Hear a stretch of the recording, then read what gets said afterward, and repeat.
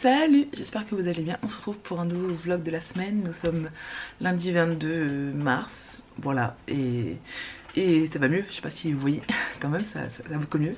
J'ai passé mon week-end à dormir et à glander, donc ça c'est plutôt cool, puisque du coup je recommence la semaine un peu plus en forme. Et d'ailleurs, donc on va attaquer de suite, puisque j'ai très envie du coup de continuer ma série illustrée d'électrices, et ben on va s'y mettre de suite.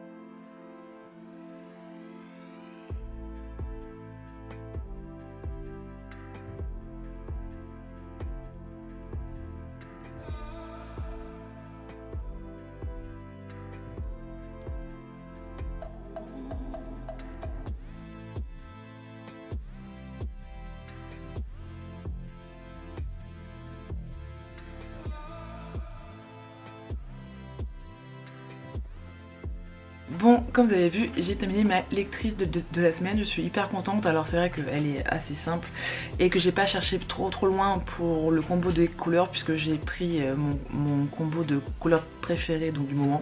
Donc c'était assez simple, mais ça me fait du bien de me remettre en jambe, vous voyez. Parce qu'après plus d'une semaine sans rien faire, j'avais besoin de quelque chose d'assez simple. Ça c'était parfait, voilà, donc je l'ai posté sur les réseaux sociaux. Et donc bah écoutez, je suis assez contente du rendu. Et du coup maintenant on va parler un peu lecture. Donc je vous ai quitté la semaine dernière avec ce livre là. Pour être honnête avec vous, j'ai lu 100 pages et je l'ai mis un peu de côté parce que je m'ennuyais. Voilà. En fait le livre est écrit sous forme de journal, du coup donc on a la date, le nombre de commandes en ligne, le nombre de commandes, non, de livres trouvés. Il nous explique un peu donc sa journée, et à la fin donc on a le montant de la caisse et le nombre de clients qui sont passés à la boutique, vous voyez, voilà.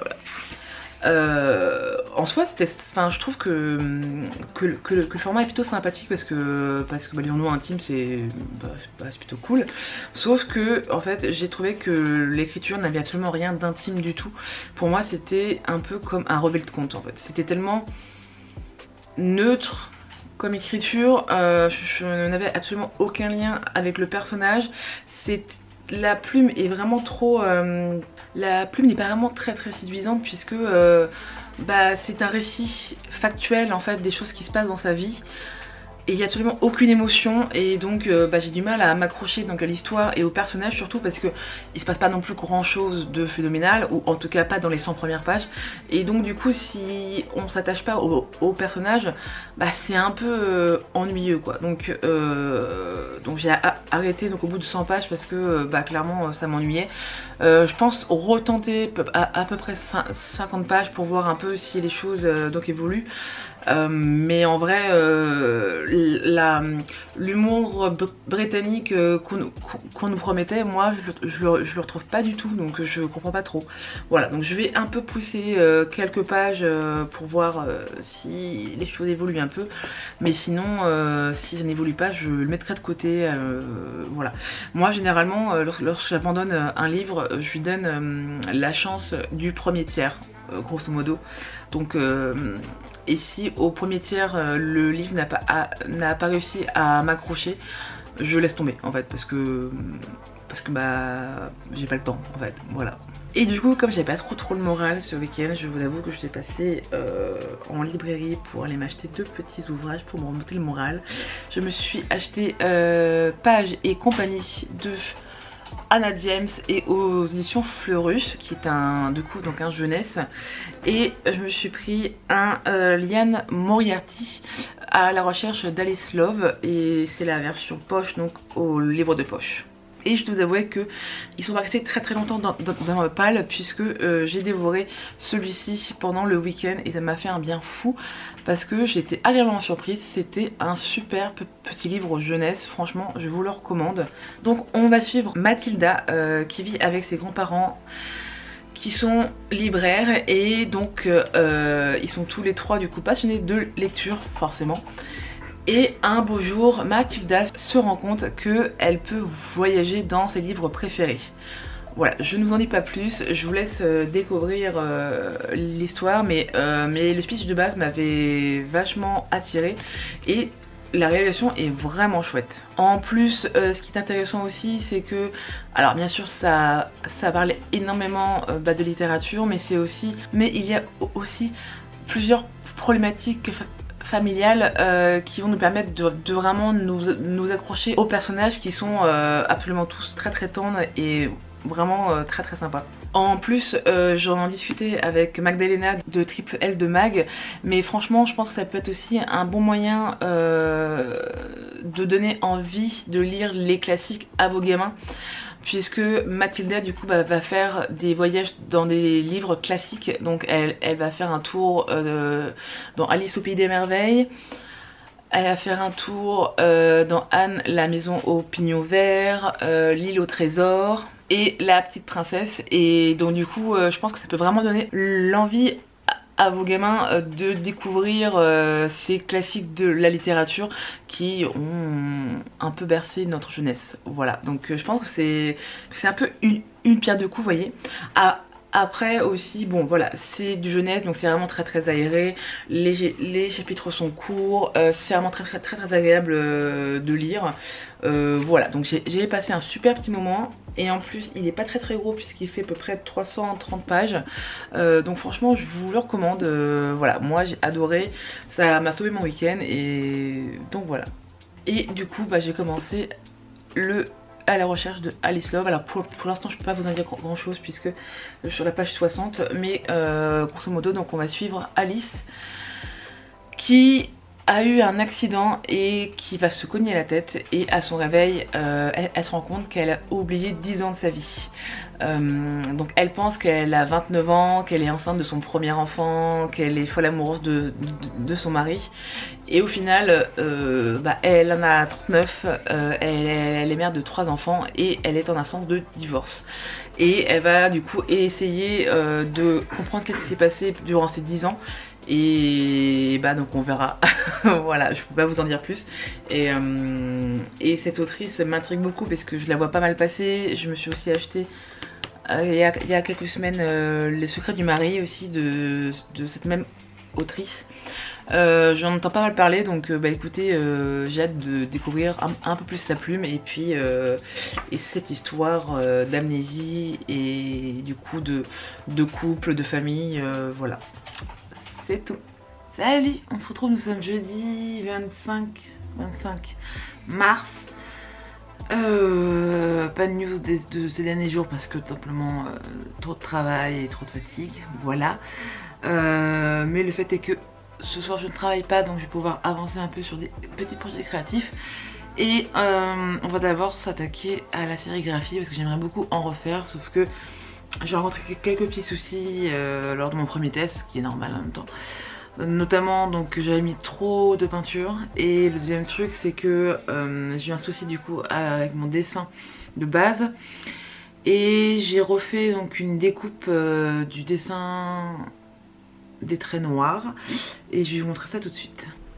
Donc si vous vous souvenez, ça c'était mon dessin de base pour la couleur noire, et en fait mon gros problème c'était que les lunettes elles n'étaient pas rattachées à quelque chose, du coup bah, ça se baladait et ce n'était pas droit sur le dessin. Et du coup là ce que j'ai fait, j'en ai fait un nouveau, et j'ai fait une fine bande pour délimiter les lunettes, ce qui permet du coup au dessin de moins se balader, et j'espère que du coup le rendu sera beaucoup mieux. Donc on va tester ça de suite.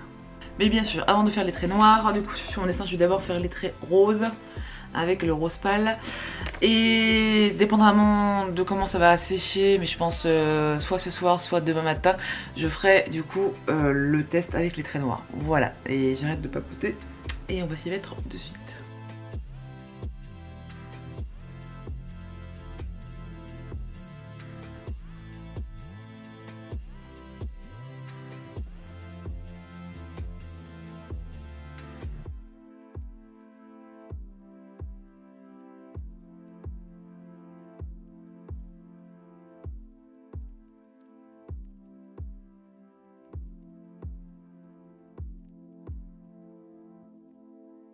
Salut, nous sommes vendredi. Je ne vous ai pas repris hier tout simplement parce que j'ai préféré bouquiner, voilà, tranquille. Je dois vous avouer qu'en ce moment j'ai une grosse fatigue physique et morale. Je commence un peu à en avoir marre de tout ça, voilà. C'est le stress, c'est la fatigue, c'est la colère aussi. C'est quand je vois qu'on a de plus en plus de cas Covid dans les écoles et qu'on les ferme toujours pas, moi ça me rend malade, parce que nous, parce qu'on bosse avec, hein, quand même, hein, qu'il y a la moitié des classes qui sont remplies de tiers seulement, parce qu'il y a des cas Covid, il y a des cas contacts, etc. Puisque on ne ferme une classe que s'il y a 3 cas Covid confirmés dans la même classe. Donc qu'il y ait un cas ou deux, ça ne change rien. Voilà, c'est génial. Moi ça me saoule.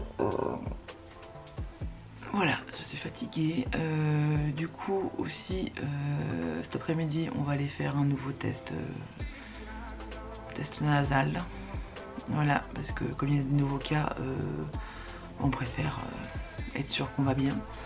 Sachant que on doit normalement voir ma famille ce week-end, sauf que je préfère faire le test avant pour être sûr que tout va bien avant de les contaminer.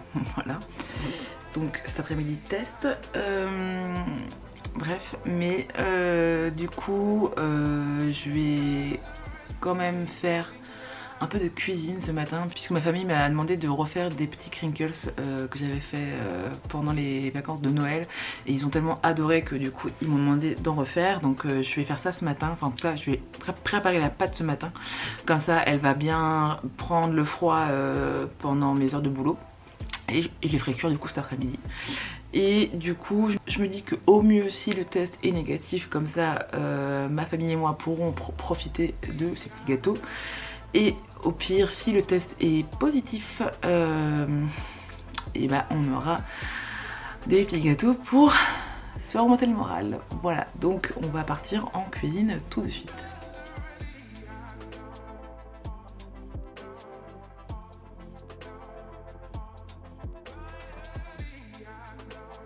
Voilà, donc maintenant la pâte est faite, il faut qu'elle repose au frais pendant au moins 2 heures, donc c'est largement le temps pour aller bosser et du coup je le ferai cuire cet après-midi. Voilà, donc ça c'est cool, c'est fait. Et en fait hier j'ai terminé à la recherche d'Alice Love de Liane Moriarty, donc aux éditions Livre de Poche. Et en fait je sais pas trop quoi vous dire de ce livre, parce que je sors de ma lecture assez mitigée. En fait c'est vraiment très très bizarre parce que grosso modo en fait il se passe pas grand chose dans le bouquin, hein, puisque Alice va être à la recherche de ses souvenirs, mais du coup il se passe pas grand chose dans l'histoire, il n'y a pas beaucoup d'action, hein. Mais au final j'ai été vachement hypée par ma lecture et je voulais vraiment savoir qu'est-ce qui s'était passé, comment est-ce qu'elle en était arrivée là, etc. et tout. Et donc du coup j'ai dévoré ce bouquin alors que il se passait pas grand chose. Et au final je sors de ces lectures très très mitigées parce que je pense que je vais vite l'oublier, parce que j'ai pas eu de grandes révélations, j'ai pas non plus été hyper emballée par l'histoire. Et en plus je trouve que la fin retombe un peu comme un soufflé, un peu à plat. J'ai été un peu déçue de cette fin. Mais quand même ce que je retiens, c'est que j'ai quand même passé un bon moment de lecture en fait. Donc je pense que c'est pas du tout donc un coup de cœur, c'est pas une mauvaise lecture, c'est une lecture qui m'a fait du bien. J'ai passé un beau moment, mais je pense que je vais vite l'oublier et que je vais vite passer à autre chose. Voilà. Donc c'est une lecture bof bof, mais qui m'a quand même fait plaisir. Donc c'est tout ce que j'en retiens. Voilà, après c'est pas phénoménal, mais écoutez, voilà. Et comme en ce moment j'ai vraiment besoin de me faire du bien, j'ai décidé de sortir Anne de Avant Léa de Lucy Maud Montgomery. Oui, ça, Montgomery, pardon. Donc c'est aux éditions Monsieur Toussaint l'Ouverture, que j'ai reçu il y a quelques semaines et que j'adore. Enfin, j'adore leur travail qui est absolument incroyable. En plus, c'est un hardback et il est vraiment pas cher du tout puisqu'il est à 16 € et des brouettes, alors qu'il est absolument magnifique. Cette couverture est à tomber. Le travail, il y a même de la dorure, là ça brille aussi, machin. Pour la lecture c'est vraiment aussi hyper agréable. Enfin bref, j'aime beaucoup ce qu'ils font. Et comme j'avais adoré Anne de Green Gables, donc le titre en français c'est Anne, la maison au pignon vert, je me suis dit que j'allais continuer sur ma lancée, puisque j'adore Anne parce qu'elle est simple, parce que elle est enthousiaste, parce que c'est merveille de tout et de n'importe quoi. Alors après j'ai aussi discuté avec Ambion, qui est un peu mon duo livresque.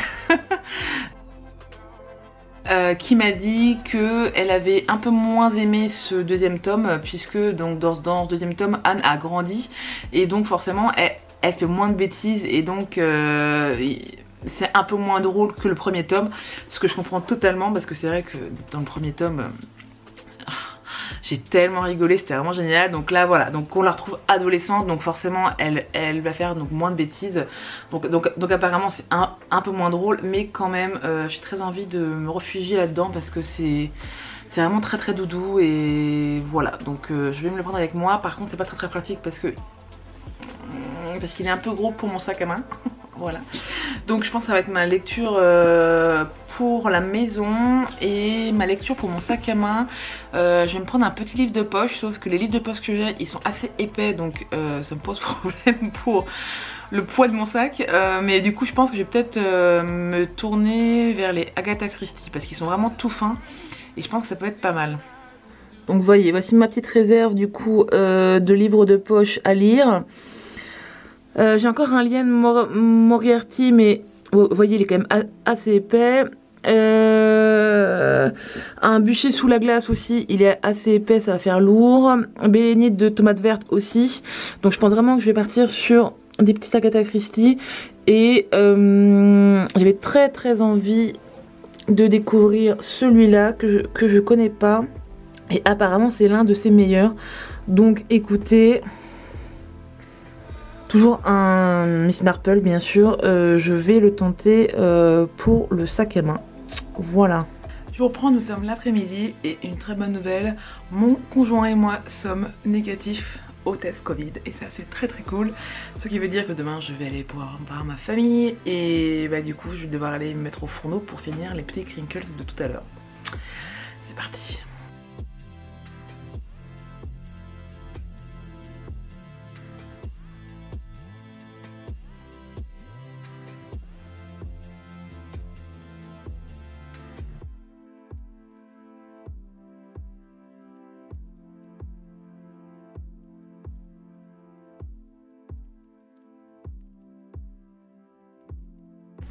Bon, bah maintenant que mes crinkles sont prêts, ils vont refroidir du coup. Et donc c'est en refroidissant qu'ils vont devenir plus croquants. Ça va être très très chouette. Donc pendant ce temps-là, je vais continuer mes essais de sérigraphie puisque hier du coup j'avais fait la partie rose et du coup aujourd'hui je vais faire la partie noire donc qui comprend les cheveux, le visage et le bras. Et bah c'est parti.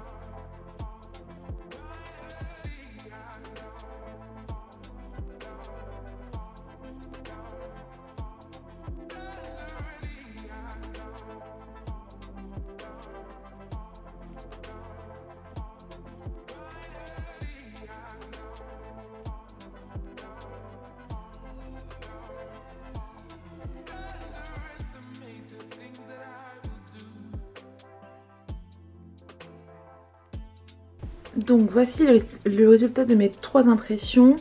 Alors pour la première je trouve qu'elle est parfaite, franchement elle rend super bien, elle est nickel, elle est vraiment très très bien calée. Par contre après ça marche moins bien. Voilà regardez là il y a un décalage du coup entre l'épaule et les cheveux et du coup ça se répercute aussi en bas. Voilà. Et la troisième c'est le pire de tous puisque le nez touche la bouche du coup. Et il y a un décalage du coup aussi au niveau des cheveux. Et donc bah forcément ici au niveau du bras. Bon, j'en conclus que je suis encore trop débutante pour faire des impressions à la chaîne. Donc je vais travailler sur ça. Voilà, mais en tout cas j'aime beaucoup celle-là qui est juste parfaite. Donc comme vous l'avez vu sur les trois impressions, il n'y en a qu'une seule qui rend bien. C'est comme ça, voilà, en même temps je débute donc c'est un peu normal, tant pis, tant pis, voilà. Et là écoutez je vais me détendre soit devant des vidéos YouTube, soit en attaquant Anne d'avant Léa. Je sais pas, je me tâte. En tout cas on se retrouve un peu plus tard. Salut, on se retrouve sur le dimanche. Je me rends compte que j'avais pas clôturé le vlog donc bah, je vais le faire maintenant et je vais en profiter aussi puisque hier non, je suis allée voir ma famille et comme nous sommes arrivés en avance, nous avons profité pour nous balader un peu dans les rues et pour aller à la librairie. D'ailleurs c'était affolant parce que les rues et la librairie étaient bondées de monde. Voilà, confinement, je ne sais pas où est-ce qu'il est. Bref, et je me suis acheté 2 petits ouvrages. Un de Virginie Grimaldi, donc Quand nos souvenirs viendront danser, donc au livre de poche. Et Demain est un autre jour de Laurie Nelson Spellman. Alors je n'ai jamais lu de ces 2 autrices, je tente l'expérience puisque ce sont 2 autrices préférées de Piketty Bookin, pardon, et comme j'aime bien ce qu'elle lit, du coup je me suis dit que j'allais tenter.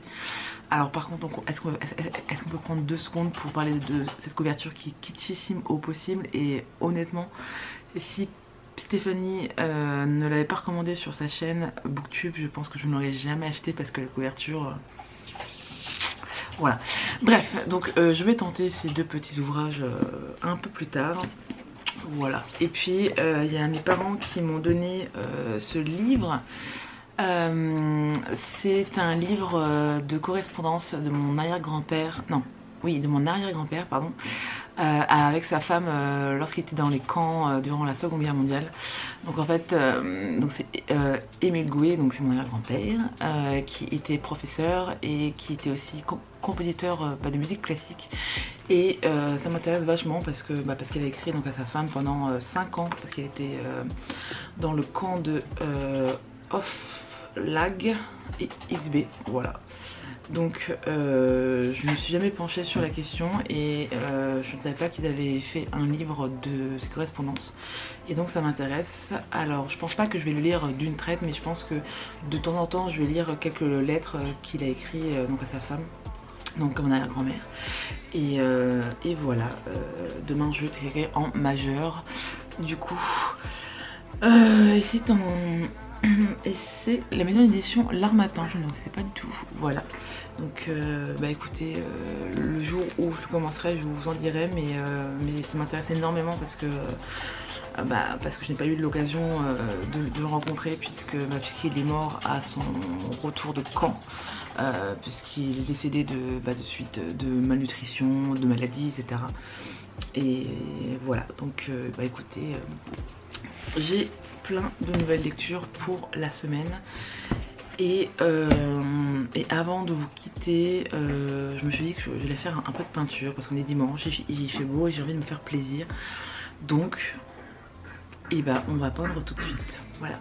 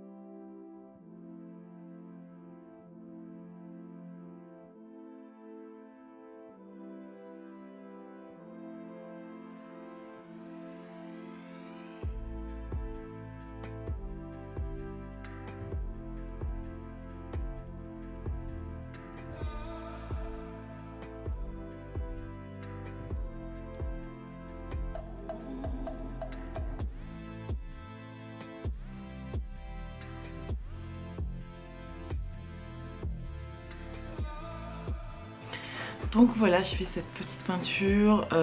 Bon, c'est pas folichon. Alors c'est vrai qu'en ce moment, j'ai vraiment du mal avec ce que je produis comme dessin. J'aime pas. J'aime pas. Voilà, je suis dans le creux de la vague. J'aime pas trop ce que je fais, etc.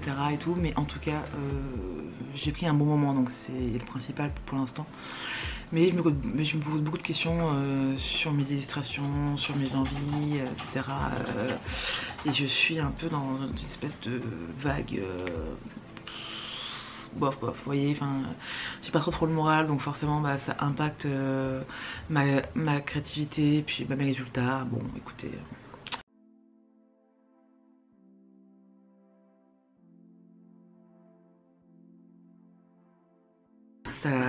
ça a passé, et puis mais en soi j'aime bien les couleurs, le rendu est pas foufou, je sais pas, enfin voilà, c'est un peu ronchon, chafouin, voilà voilà. Bref, j'espère que ça vous a plu, j'espère que vous avez passé un moment en ma compagnie. N'hésitez pas à liker si cette vidéo vous a plu, à laisser des petits commentaires, ça me fait toujours très plaisir. Et puis on se dit donc à très vite, donc à demain pour moi, et puis à très bientôt pour vous. Voilà, salut salut.